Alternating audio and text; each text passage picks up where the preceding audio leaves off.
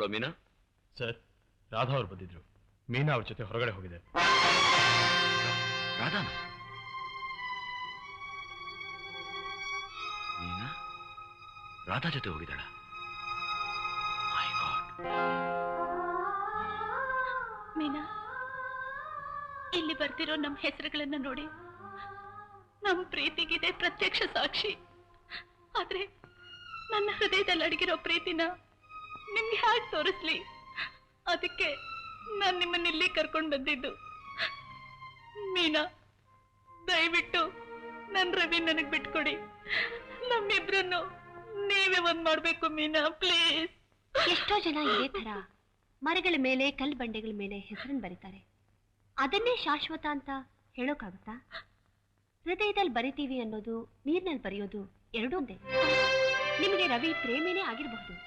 ನೀವು ಅವರಿಗೆ ಹೆಂಡತಿನೇ ಆಗಿದ್ದಿದ್ರೆ ನನ್ನ ಗಂಡನ್ನ ನನಗೆ ಬಿಟ್ಕೊಡು ಅಂತ ಕೇಳೋದ್ರಲ್ಲಿ ಒಂದು ಅರ್ಥ ಇದೆ.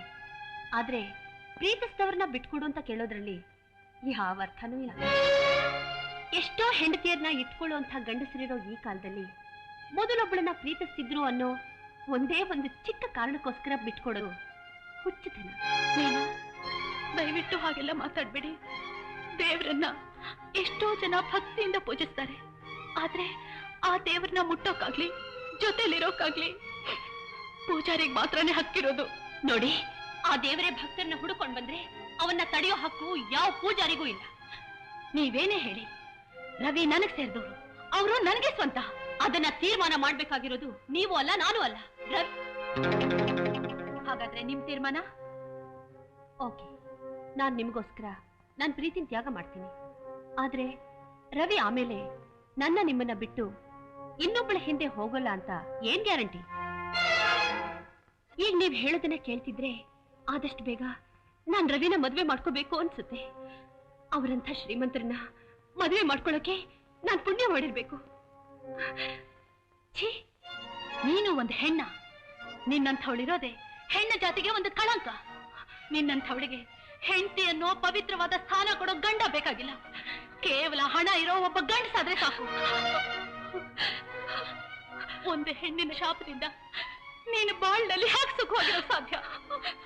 ಆದಷ್ಟು ಬೇಗ ಈ ಪ್ರತಿಫಲ ನೀನು ಅನುಭವಿಸ್ತೀಯ, ಖಂಡಿತ ಅನುಭವಿಸ್ತೀಯ.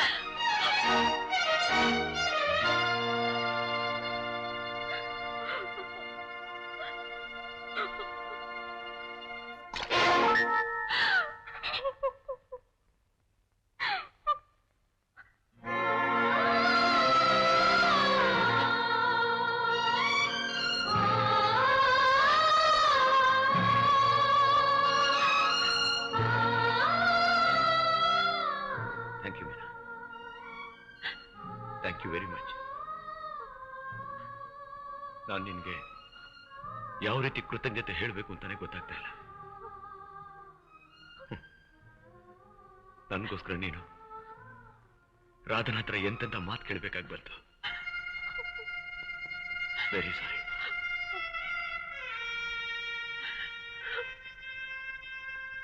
ಮೀನಾ, ನಿನ್ನೆ ಈ ದೊಡ್ಡ ಗುಣದ ಮುಂದೆ ನಾನು ತುಂಬಾ ಚಿಕ್ಕವನಾಗ್ಬಿಟ್ಟೆ. ಸರ್,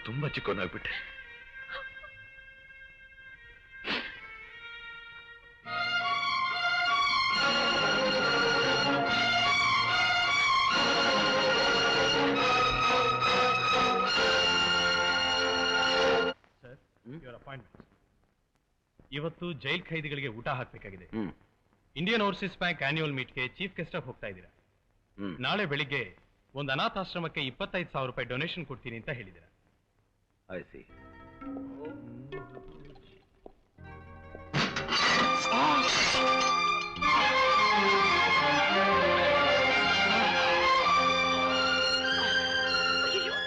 ತುಂಬಾ ಬರ್ತಿದೆ, ಕೋಟ್ ತೆಗೆದ್ಬಿಡಿ ಪ್ಲೀಸ್.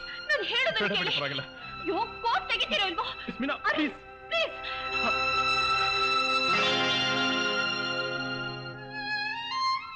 ಇದಕ್ಕೋಸ್ಕರ ನಾ ಕೋಟ್ ತೆಗೆದು ಬೇಡ ಅಂತ ಹೇಳಿದ್ದು. ನನ್ನ ಮೈಗಾಗಿರೋ ಈ ಗಾಯ ನಾ ತರ್ಕೋಬಲ್ಲೆ, ಆದ್ರೆ ನನ್ನ ಶರ್ಟ್ಗಾಗಿರೋ ಗಾಯಗಳನ್ನ ಯಾರಿಗೂ ತೋರ್ಸಕ್ ನನ್ಗೆ ಇಷ್ಟ ಆಗಿಲ್ಲ. ಅದಕ್ಕೋಸ್ಕರ ನಮ್ಮ ಅಪ್ಪನ ಕೋಟನ್ನು ಹಾಕೊಂಡು ಇದನ್ನೆಲ್ಲ ನಿಮ್ಮಿಂದ ಮುಚ್ಚಿಟ್ಟಿದ್ದೆ. ದಿನ ಒಂದೇ ಕೋಟ್ ಹಾಕೋತಾನೆ ಅಂತ ನೀವೆಲ್ಲ ಗೇಲಿ ಮಾಡ್ತಿದ್ರಲ್ಲ, ಅದಕ್ಕಿದೆ ಕಾರಣ. ತಿಂಗಳಿಗೆ 2,000 ರೂಪಾಯಿ ಸಂಬಳ ತಗೊಳ್ಳೋ ನಾನು ಒಂದು ಪ್ಯಾಂಟು ಒಂದು ಶರ್ಟು ತಗೊಳಕ್ಕಾಗಲ್ವಾ ಅಂತ ನೀವೆಲ್ಲ ಕೇಳ್ಬೋದು. ಆಗತ್ತೆ, ಆದ್ರೆ ಏನ್ ಮಾಡಿ, ಸಾಲ ಮಾಡಿ 25,000 ರೂಪಾಯಿ ವರದಕ್ಷಿಣೆ ಕೊಟ್ಟು ನನ್ನ ತಂಗಿ ಮದುವೆ ಮಾಡಿದೆ. ತಗೊಳ್ಳೋ ಸಂಬಳದಿಂದ ಸಾಲ ತೀರ್ಸ್ಲಾ? ಆಸ್ಪತ್ರೆಯಲ್ಲಿ ಕಾಯಿಲೆ ಮಲಗಿರೋ ನನ್ನ ತಂದೆಗೋಸ್ಕರ ಖರ್ಚು ಮಾಡ್ಲಾ? ಇಲ್ಲ ಮನೆ ಖರ್ಚಿಗೆ ಅಂತ ನನ್ನ ತಾಯಿ ಕೈ ಕೊಡ್ಲಾ? ನೀವೇ ಹೇಳಿ. ಈ ಜವಾಬ್ದಾರಿನೆಲ್ಲ ದೂರ ತಳ್ಳಿ ಯಾರೇನ್ ಅನ್ಕೊಂಡ್ರು ಪರವಾಗಿಲ್ಲ, ನನ್ನ ಸುಖಾನೇ ನನ್ನ ಮುಖ್ಯ ಅಂತ ನಾನು ಅನ್ಕೊಂಡಿದ್ದೆ. ಒಂದೇನು 10 ಕೋಟಿ ಹೋಲ್ಸ್ಕೊತೆ. ಇನ್ಮೇಲಾದರೂ ಒಂದೇ ಕೊಟ್ಟು ಒಗಿದೇ ಇರೋ ಕೊಟ್ಟು ಅಂತ ಹೇಳಿ ದಯವಿಟ್ಟು ನನ್ನ ಗೇಲಿ ಮಾಡಬೇಡಿ. ಮಿಸ್ಟರ್ ಅರುಣ್, ದಯವಿಟ್ಟು ನನ್ನ ಕ್ಷಮಿಸ್ಬೇಡಿ. ಇದಕ್ಕೆಲ್ಲ ನಾನೇ ತಾನೇ ಕಾರಣ. ನಾನು ಇಷ್ಟು ದಿನ ಮರೆಯಾಗಿದ್ದು ನನ್ನ ಬಾಳ್ನ ಎಲ್ಲರ ಮುಂದೆ ಬೆಳಕಕ್ಕೆ ತಂದವ್ರು ನೀವು ತಾನೆ. ನಿಮಗೆ ನಾನು ಧನ್ಯವಾದ ಹೇಳ್ಬೇಕು.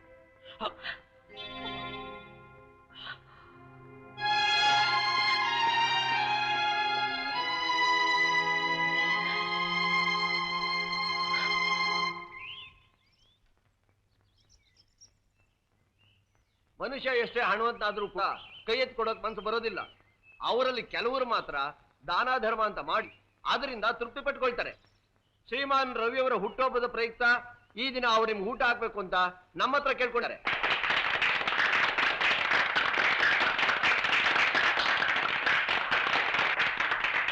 ಅವರೇ ಬಂದು ಸ್ವತಃ ನಿಮ್ಗೆ ಊಟ ಬಡಿಸ್ತಾರೆ. ಸಾಲಾಗಿ ಬಂದು ಊಟ ತಗೊಳ್ಳಿ.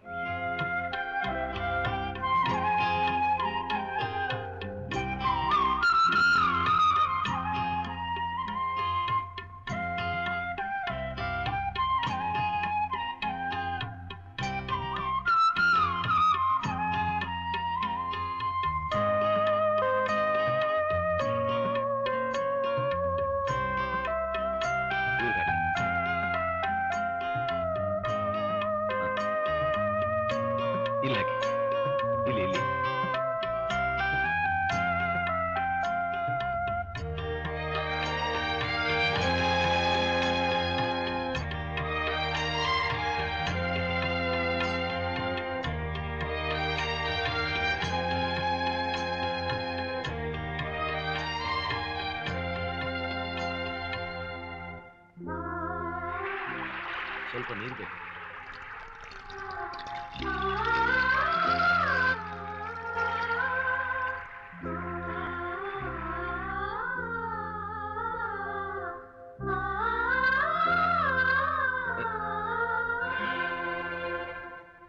ಸರ್, ನಾನು ಗೊತ್ತಾಗ್ಲಿಲ್ವಾ?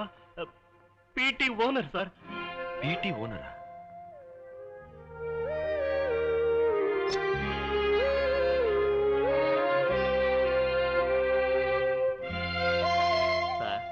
ಮಾಡಿದ ತಪ್ಪಿಗೆ ಮುಂದಿನ ಜನ್ಮದಲ್ಲಿ ಶಿಕ್ಷೆ ಅನುಭವಿಸ್ತಾರೆ ಅಂತ ಹೇಳ್ತಾರೆ. ಅದ್ ಸುಳ್ಳು ಸರ್. ನಾವು ಮಾಡಿದ ತಪ್ಪಿಗೆ ಈ ಜನ್ಮದಲ್ಲೇ ಶಿಕ್ಷೆ ಅನುಭವಿಸ್ಬೇಕು. ಅದಕ್ಕೆ ನಾನೇ ಸಾಕ್ಷಿ ಸರ್. ಮಾಡಿದ ತಪ್ಪನ್ನ ನೆನೆಸ್ಕೊಂಡು ಯಾರು ಪಶ್ಚಾತ್ತಾಪ ಪಡ್ತಾರೋ ಆಗ್ಲೇ ಭಗವಂತ ಅವ್ರನ್ನ ಕ್ಷಮಿಸ್ಬಿಡ್ತಾನೆ. ಒಂದು ಹೊತ್ತು ಊಟ ಮಾಡಿದ್ರು ನ್ಯಾಯವಾಗಿ ದುಡಿದು ತಿನ್ಬೇಕು ಅಂತ ಹೇಳಿದ್ರಿ. ನಾನಿವತ್ತು ನ್ಯಾಯವಾಗಿ ದುಡಿದು ತಿಂತಿದ್ದೀನಿ.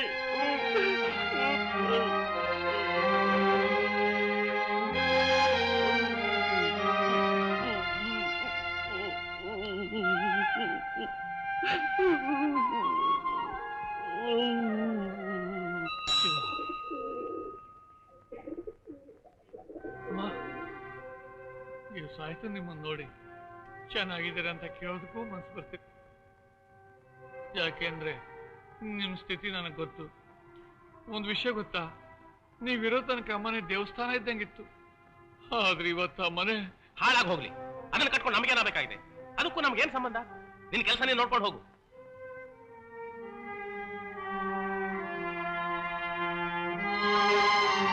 ರಾಧಾ, ರವಿ ಅಂತವ್ರಿಗೆ ಪ್ರೀತಿ ಪ್ರೇಮ ಅನ್ನೋದು ಮೈ ಮೇಲೆ ಬಟ್ಟೆ ಇದ್ದ ಹಾಗೆ.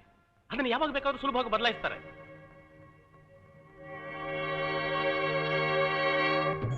ಶುಕ್ರ ಶನಿ ಪಶ್ಚ ರಾಹುವೇ ಕೇತುವೆ ನಮಃ.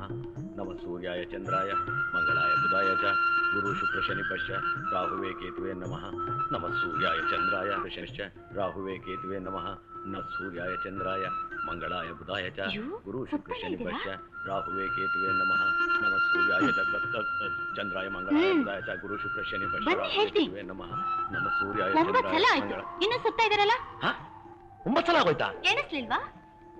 ಎಣಿಸ್ತಾ ಇದ್ದೆ, ಅಷ್ಟಲ ಹುಡುಗಿ ಬಂದಲ್ಲ, ಲೆಕ್ಕ ಎಲ್ಲ ಅಪ್ಪಿತಪ್ಪಾಗೋಯ್ತು. ಅಂದ್ರೆ ದೇಹ ನವಗ್ರಹ ಸುತ್ತಿತ್ತು, ಮನಸ್ಸು ಅವಳೇ ಸುತ್ತಿತ್ತಲ್ಲ?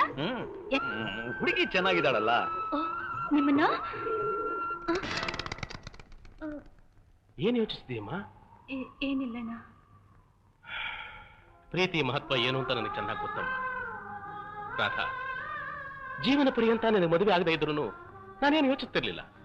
ಆದ್ರೆ ನಿನ್ನ ನಿಜವಾದ ಪ್ರೀತಿನ ಅರ್ಥ ಮಾಡ್ಕೊಳ್ದೆ ನಿನ್ನ ನಂಬಿಸಿ ದ್ರೋಹ ಮಾಡಿದ ಅವನ್ ನೆನೆಸ್ಕೊಂಡು ಸಂಕಟ ಪಡ್ತಿದ್ಯಲ್ಲ, ಅದನ್ನ ನನ್ನಿಂದ ಸಹಿಸೋಕಾಗ್ತಿಲ್ಲಮ್ಮ. ಬಾರದ ಹೋಗೋಣ ಬಾ ಅಮ್ಮ.